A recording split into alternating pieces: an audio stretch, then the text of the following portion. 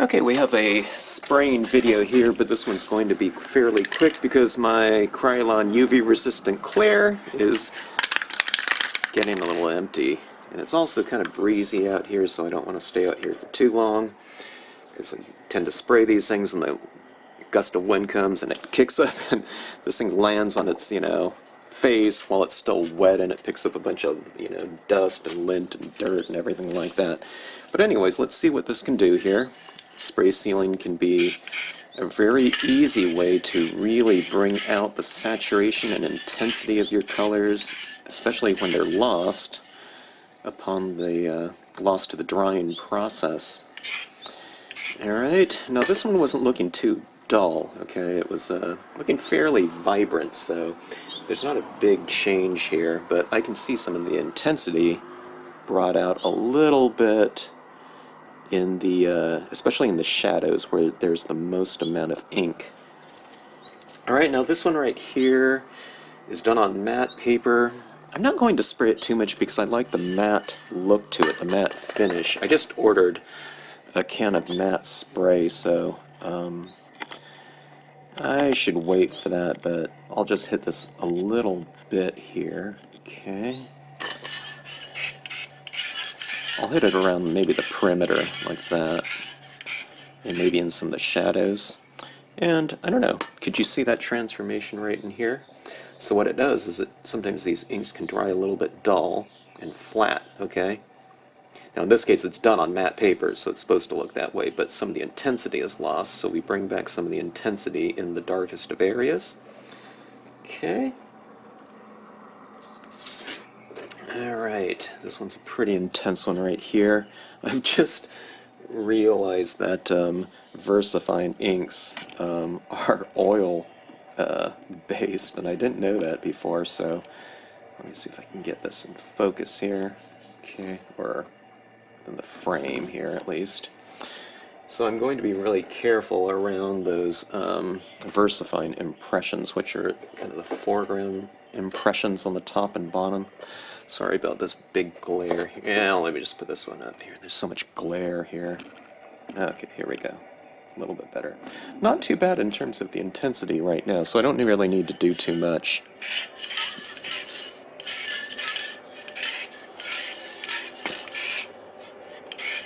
Okay, I'll just give it a quick spray like that. I won't hit too much in that VersaFine area. I don't want to hit too much in here or around the white pigment ink beams, because those will disappear if I spray them too thickly. It's just like chalks or pastels. If you spray them too much, they tend to disappear. So you have to hit them lightly. I'm spraying from about 8 to 12 inches away. Alright, now I've realized I have so many different scenes. I had no idea how many scenes that I haven't sprayed yet. I thought I sprayed them all at one time. Let me see if I already got this one. Sometimes when the inks don't really dry out too much and fade, it's hard to tell if I've sprayed them or not, because sometimes I go for a really light spray. Okay, like this one right here is not looking too bad, so let's see. Hitting the perimeter. Maybe I already sprayed it before. I don't think I've sprayed this one though. Yeah, pretty intense, and that saturation really kind of came out a little bit more. I'm kind of, let's see if you can see that right there. Look at that deep saturation, especially in the grasses, where I've used a lot of greens and probably some brown in there. That's one of the things I do in my grasses. I always bring a brown into the mix to give it a more kind of earthy looking green.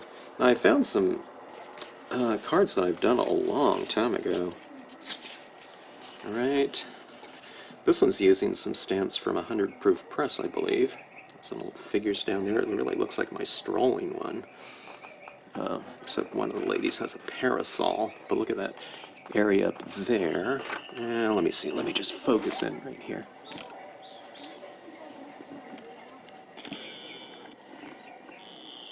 Okay, let's watch this area transform, okay? I hope you can see that there. Quite a vast difference, isn't it? Okay. Now this scene I probably done, I don't know, I probably did stamped out years ago. I don't even remember. It might have been done at a retreat. I found a bunch of like a box of old cards of mine. But let's hit the bottom portion of this too, and hopefully you can see that transform. But look at this. What a difference a spray makes there. See that deep saturation of inks and colors right there. And it was really quite dull before. Oh, this one right here was done for a lesson, one of my early lessons on the Stampscapes channel. Okay, is that, well, it's fairly dull in here. I mean, it's not too bad in terms of the richness, but let's watch this transform here. I have a lot of cards to go, but like I said, I'm not going to make it through the whole box, but it's time to do a scene giveaway, I think. Once I get everything sprayed and sealed and looking real good, I'll start sending these out with orders. I figured, I always figure, you know, kind of in a home, people might enjoy them more than me having them just kind of sit around. Okay, you see that? Let's do half of that sky area right there. Can you see that difference between there and there? Night and day, right? Not literally, but just in terms of the intensity. Let's do this bottom portion. Look at that. Oh my gosh. That is completely different now. Different brands of inks dry differently. Some brands of inks dry fairly intense and they look as they do when freshly applied. Some inks really dry dull on certain papers. Okay, look at that. Isn't that insane? That is crazy. Deep and intense there. Sometimes when you spray them, they look even better than when freshly applied or done. So you can really enhance certain scenes in a really big way. Alright. This one was done. I made postcards out of this one before idea cards. Okay. This one's not too bad though. The intensity right down there in the browns looks pretty good. It's mostly Marvy. Marvies tend to retain their intensity a lot more than some of the other brands of inks out there. But even so, let's see what this looks like. I'll hit the left side. I'll hit the left side first. See that brown in there and those clouds? Even the black gets a lot stronger.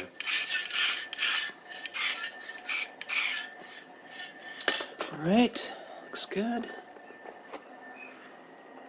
My can's getting a little bit low, so let's move this along. Monochromatic, okay, not a lot of colors. You know, there's probably like one color. I probably did it in grayscale, and then added maybe one or two other colors, you know, very dull ones, but let's see what this can do to the blacks. Okay.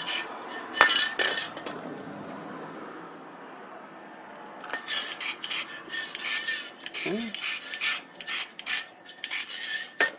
Not too big of a change because there wasn't a lot of intensity and depth to begin with in terms of layered colors, but nevertheless it looks pretty good in terms of the value scale going from light to dark because we've really pushed that darkness, and when you push the darkness, the lights seem one step lighter by contrast. So even if you make something darker, anything that's left lighter than that darkest area seems one step lighter.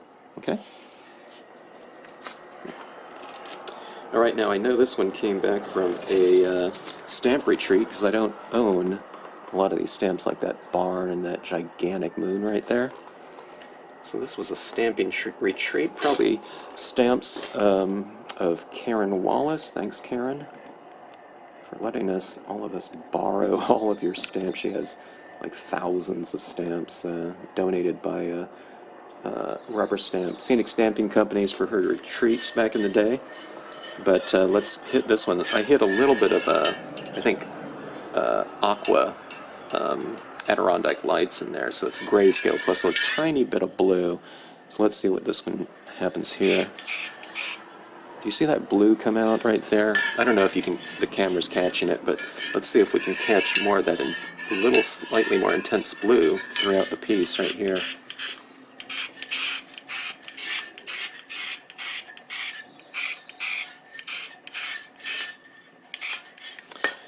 Really fun. Pretty dramatic though, isn't it? Like that.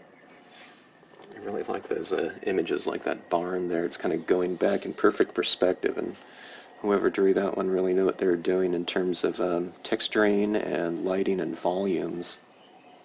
A lot of structures are done too, kind of outliney, and they can use a little bit more visual weight, but that one's really done well. Alright, this is a stamp. I forgot who this one's done by. Serendipity Stamps, I think, that plant. A couple snails probably by 100 Proof Press, but that's my Lakeside Cove and the background ledge and cloud right there. So a really good example of kind of Stampscape stamps being used as foundations, but let's watch the intensity of all these colors, especially in that ledge area right there. Sorry, it's so loud out here. I've kind of positioned myself in an area where it's kind of blocked off from a little bit of that breeze, but like I said, I gotta bring all my scenes in because I'm gonna have flying scenes here in a minute. Okay. Kind of short bursts like this, okay? Can you see that happen right over there on that side? Let's hit it on this side right here now.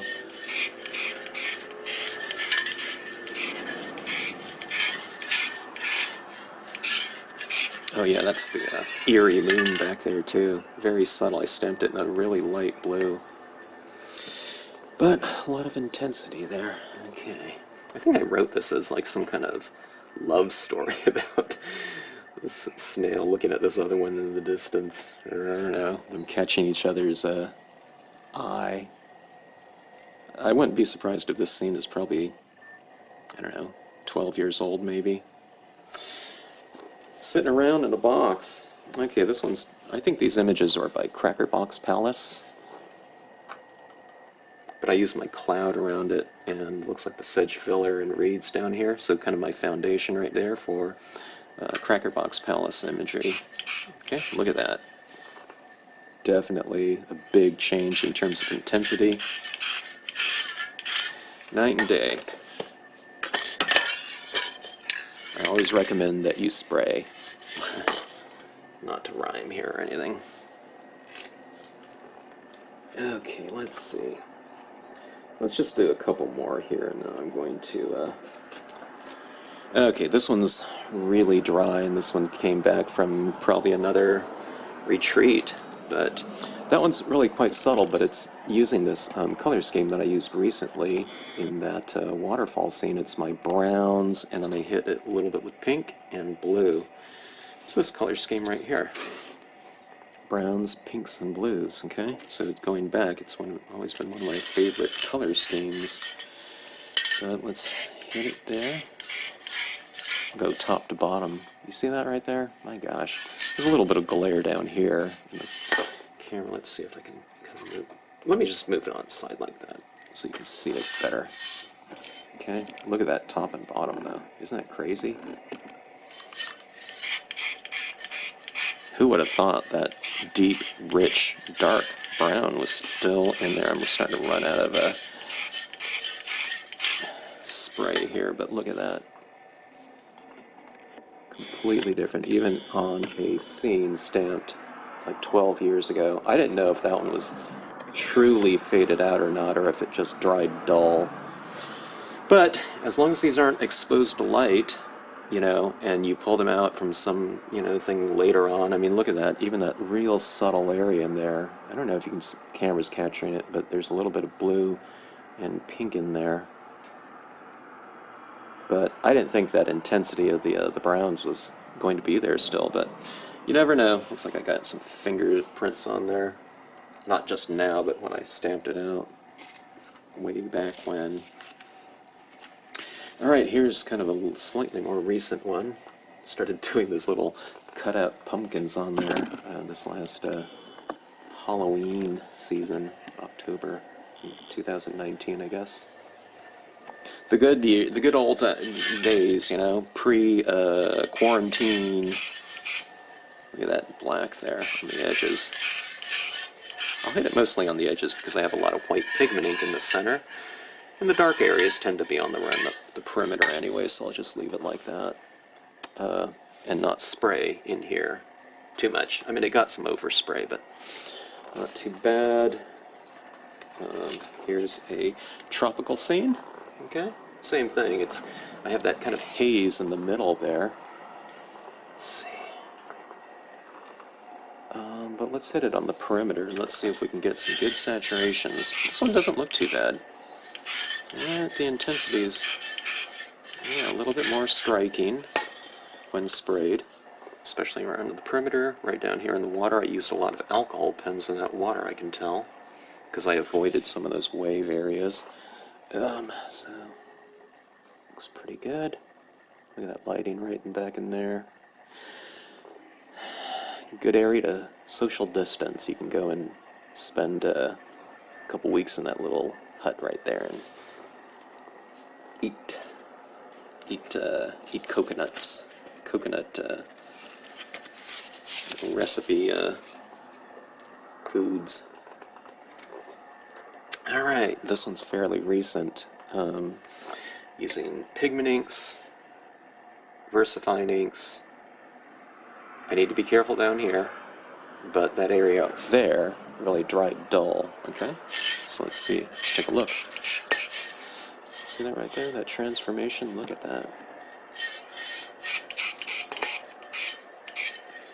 Looks like it's been freshly applied. Look at that blue starting to really glow.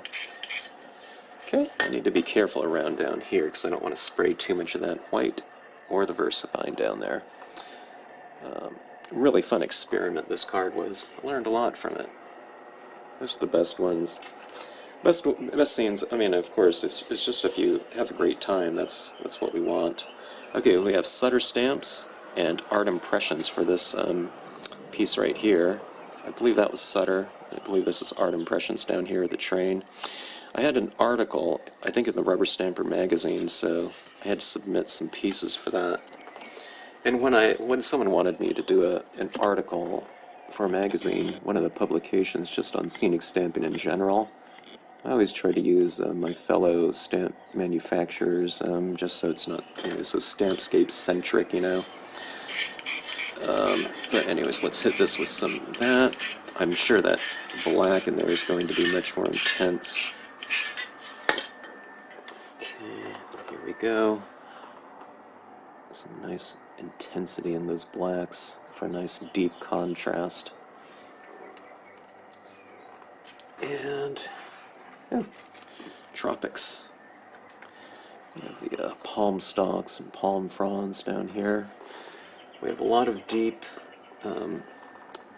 saturated tones in those that sky there. So this one I think will benefit quite a bit.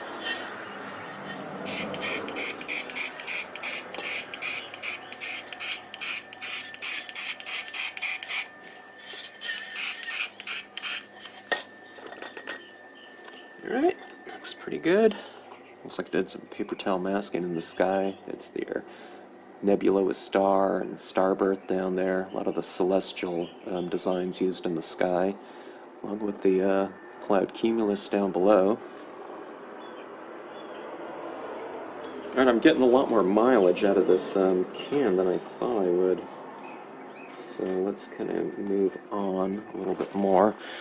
Let's see, I have another box of scenes. Oops.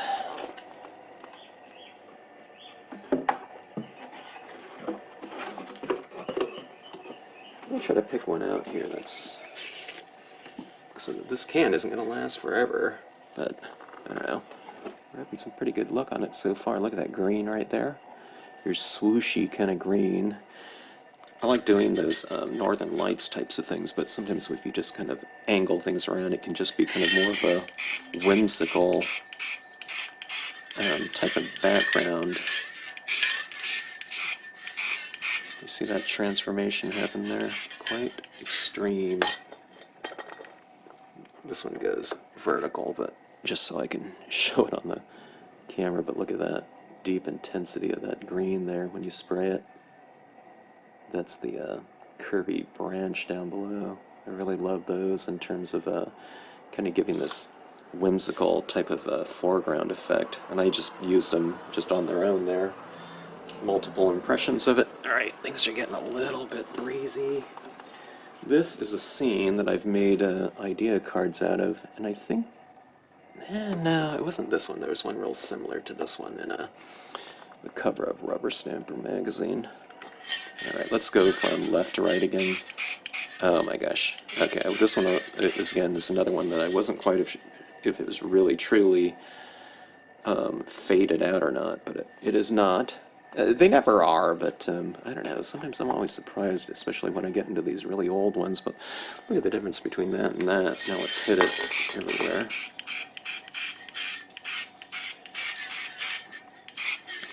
That looks like I just stamped it, you know, a couple minutes ago. It's probably 12 years old, I don't know, something like that. Pond, Hiker and Child, Soft Hills, Tree Cluster, Pines with Rocks right here, grass texture. Yeah, fun stuff. I need to do something like that, nice and happy and cheery and spring-filled, and, you know, I don't know. Those people don't have to social distance from each other. Okay, this is another really old one right here. See how dull that is right there?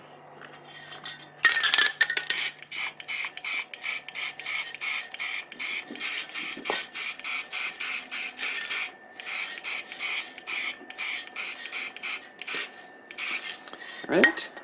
Ledge and leafless limbs. A lot of colors down here, greens, blues, pinks. I don't think purple, it's just pink where it overlaps the... Alright, this one's a vertical, but I'm going to put it horizontal just so we can see it better. This one's looking pretty good. It's pretty vibrant still. This one's using mainly Marv inks because they just don't fade, but that's a lot different. That was, okay, I'm getting more than I thought. Look at that. Oh my gosh.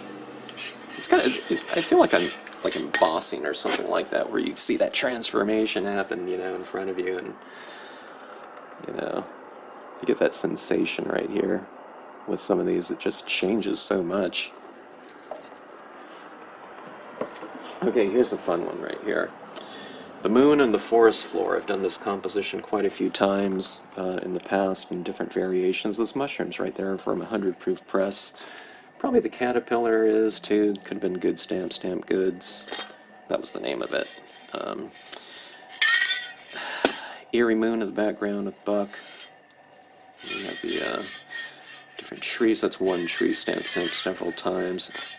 Tree trunk right here, stamped on its side. Stamped twice, and just as a fallen tree trunk right there.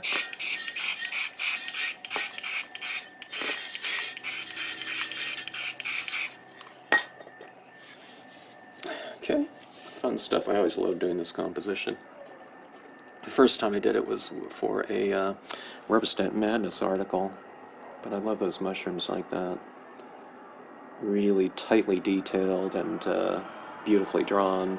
These are old masters, engraving masters, and you can get those types of images from 100 Proof Press still. But I love old master, like 19th century engravings and whatnot. They tend to be out of like copyright-free clip art books. And you know, when you're stamping something out, because of the replication idea, anytime you stamp something out, you know, done by some master artisan, you inherit their drawing skills. So when you put it into a composition like that, you're essentially acquiring whatever, 40 years of drawing experience or whatever it is. Okay, this one right here was done in a idea card. I never sprayed it though. Look at that. That is night and day from that side to that side. I'm sure I scanned it before it kind of dried dull like that, you know, for the idea cards, but yeah, that looks pretty good right there. I'll hit the perimeter. I'll leave the center where it's a little bit more frosted with that pigment ink, white pigment ink. Okay, but look how beautiful that spraying makes those saturations of colors. I never thought I had so many scenes. I thought I found them all for this big giveaway not too long ago. Well, I don't know, when was it, last year? Okay, that barn is not by me, but there's my tree trunk and tree trunk trio. That was a barn that I used at this another stamp retreat. Well, maybe it was the same one, you know, from where those other ones came from. But let's see what we can do with that blue there. God, that is such a difference right there. Isn't it? That's Marvy number 10 blue, I'm sure. It's called light blue. But look at the intensity of it. Isn't that crazy? Hitting it around the perimeter, there's some white pigment ink touches that I put down at the base of that barn that I don't want to spray over because that'll disappear quite quickly. Okay. Alright. Let's see. Okay, I tell you what I'm going to do. One more. This one's very subtle right here with the grayscale. There's not a lot of deep contrast in here, but it wasn't supposed to be. But let's see what this will do. So even in that gray, look what that did right there.